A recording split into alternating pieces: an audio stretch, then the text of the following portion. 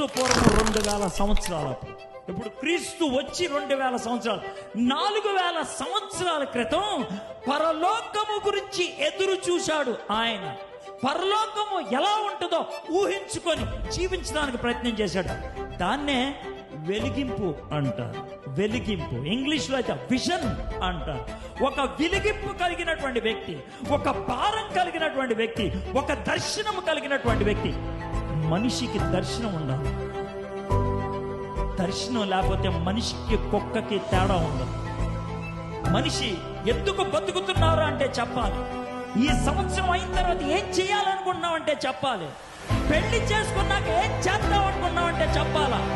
ఉద్యోగం చేస్తున్నప్పుడు ఏం చేయాలనుకున్నావు అంటే చెప్పాలి. దాన్ని దర్శనం అంటారు. What you want to become, ఏమవ్వాలనుకుంటారు. దర్శనం. దర్శనం అంటే ఏంటి తెలుసా? లేనిది కలుగుద్దని ఆశతో జీవించు. లేనిది కలుగుద్దని ఆశతో జీవించు. దర్శనం.